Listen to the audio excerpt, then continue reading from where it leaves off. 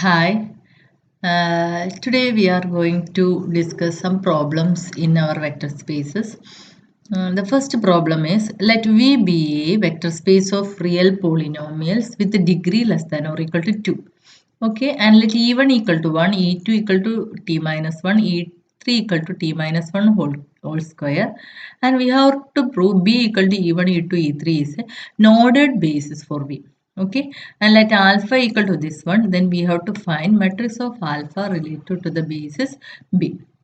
Okay, to prove B is a basis, first we have to prove B is linearly independent. So for any scalar C1, C2, etc., Cn, C3, C1 E1 plus C2 E2 plus etc. plus C3 3 equal to 0 implies C1 into 1 plus C2 into t minus 1 plus C3 into t minus 1 whole square equal to 0. Okay, now we are expanding this sum. What we get is C1 plus C2 t minus C. Okay, this one equal to 0. And collecting terms of t square, t and constant term, we get expression like this. And you can write 0 as 0 t square plus 0 t plus 0. Getting coefficients and solving equation, we get C1 equal to 0, C2 equal to 0 and C3 equal to 0. Thus we get this set B is linearly independent. Okay, now we have to prove B spans V. Okay, so you take some P of, actually this is P of T. You can take P of T. Okay, as it is a here variable is T, you can mark this as P of T. So suppose P of X is equal to C1 E1 plus C2 E2 plus C3 E3. Then we can write like this and equating coefficients, and we get values of C1 as like this, C2 as like this, and C3 is equal to A2.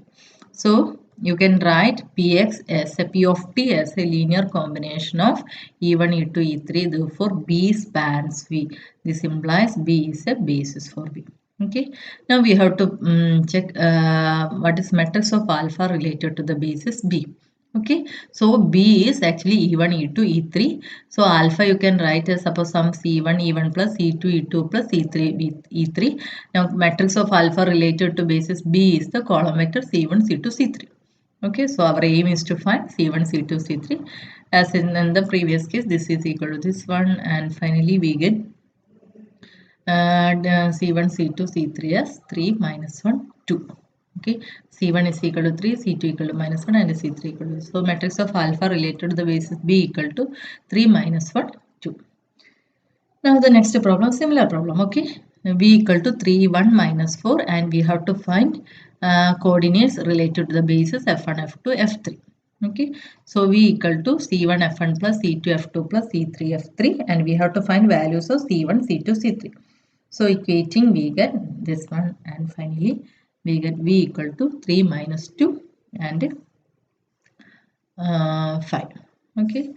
Now next problem. Let V be a vector space over the complex numbers of all functions, and the f1 is like this: f1 equal to 1, f2 is equal to e raised to ix, f3 equal to e raised to minus ix, and we have to prove f1, f2, f3 are linearly independent, and let g1 is equal to 1, g2 is equal to cos x, and g3 is equal to sin x, and we have to find invertible 3 by 3 matrix P which satisfies this condition. If you look at this condition is same as our condition. Alpha j dash is equal to sigma I equal to 1 to n p I j alpha I. Okay. So here we want to find matrix P as that we mentioned in our theorem. Okay. And first we have to prove F1, F2, F3 are linearly independent. So to prove F1, F2, F3 are linearly independent, suppose C1, F1 plus C2, F2 plus C3, F3 equal to 0, and C1, F2 is this one, and F3 is this one. Here we replace e raised to ix as cos x plus I sin x, and e raised to minus ix as cos x minus I sin x equal to 0. Then collecting cos x terms and then collecting sin x term, and equating constant terms, we get C1 equal to 0, coefficient of cos x we get this one, sin x this one, and solving this equation we get C1 equal to 0, C2 equal to 0 and C3 equal to 0. This implies F1, F2, F3 are linearly independent. Now what about the matrix? Okay, so we have B is this one, F1, F2, F3, B dash is this one. Okay, now as in the our theorem, alpha j dash is equal to If B dash is alpha 1 dash, alpha 2 dash, etc., alpha J dash, then matrix P is actually the matrix Pj whose columns are matrix of alpha J dash related to the basis B. Here for alpha J dash we have Gi's. Okay, so Gj with respect to the basis B. So now what about G1? G1 equal to C1 F1 plus C2 F2 plus C3 F3, and you can write like this.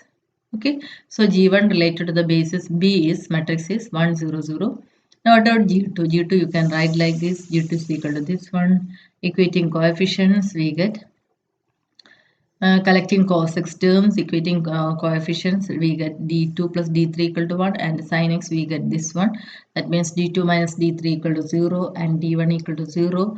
Finding values of d2 and d3, we get d2 equal to 1 by 2 and d3 equal to 1 by 2. And similarly G2, G3, therefore matrix of G2 related to the basis B equal to this one, and which is equal to 0, 1 by 2, 1 by 2.